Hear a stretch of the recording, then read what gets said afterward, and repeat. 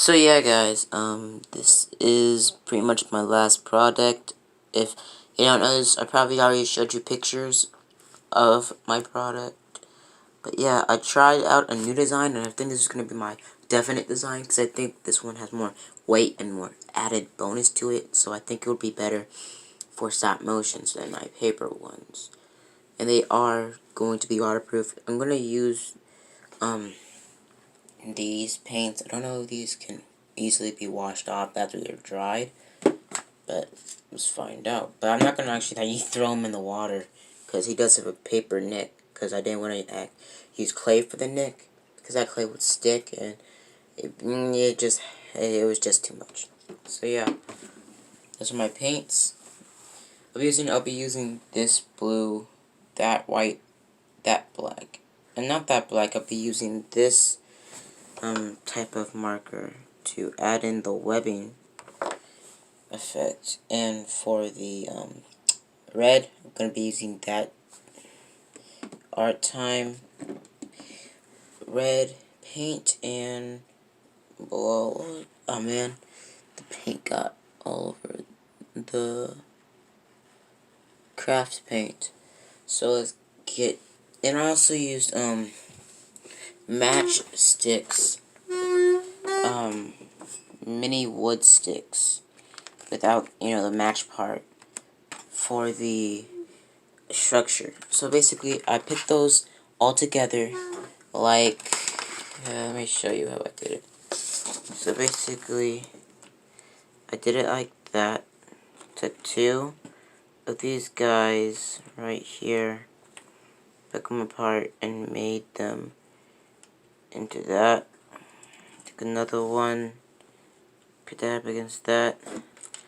Another one, put that. Just use a longer one, because these are the leftover ones that I used. Because half of the time when I was doing this, I did give up halfway, but I figured that, well, I had no other design choice that I wanted to try out today, so I just went through it, and it worked actually pretty well.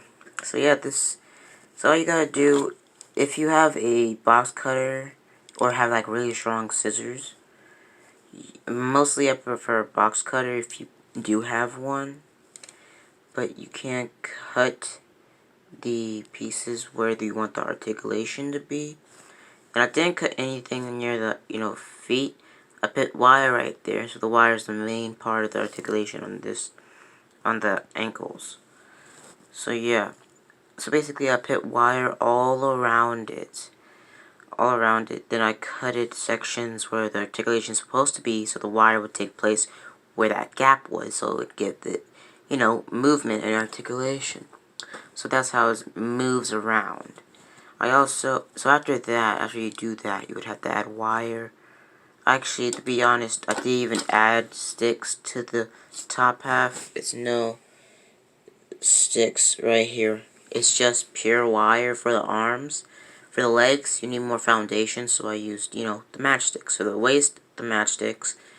The neck is not matched, it's just a wire. So arms, neck are just wire. Just two wires wrapped together to make them stronger and more, durable. Last longer. So yeah, pretty much you add on the wire through it. Cut where the articulation is supposed to be. On the chest, on the leg, and bada bing pow. After you do, and you make up the structure, you take clay. Let me show you the clay I used. I used Corolla air dry clay. This is what I used, and it worked pretty well. It is a little bit, soft and not that durable after a certain moment, so you might want to get like the hard ones that like dry up like real clay when they're dried. So you might want to get those hard stuff. But yeah, I used this clay for it. Basically, that's what I used.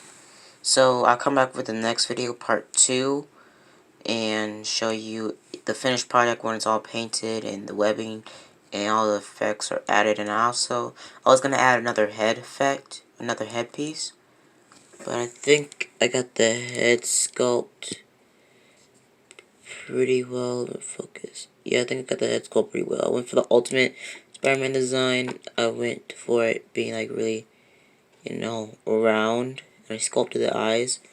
So yeah, I also had added toe articulation. I also added I also added it doesn't have articulation here. It has articulation here.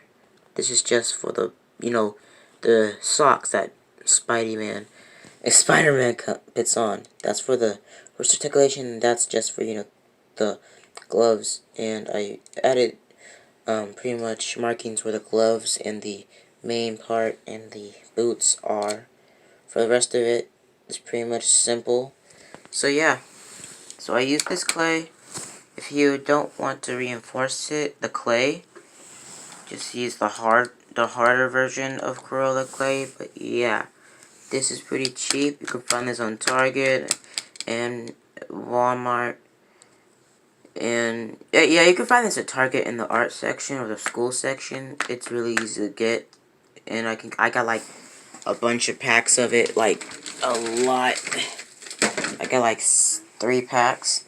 So yeah, it's pretty nice.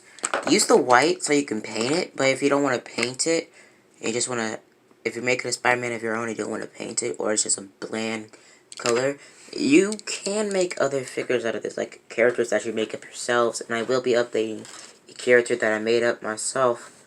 I will be showing that later on, but yeah, pretty much you can look up that, and everything else is right here. So, if you're wondering, reinforce it. I didn't add on more clay because like I don't want it to be really bulky. So let's do a size comparison. This is my Marvel Legends Apocalypse Wave Wolverine with my custom bone claws I added on. Sized up with my custom Spider-Man. So yeah. So it's about the same height, just not as bulky, but the same height.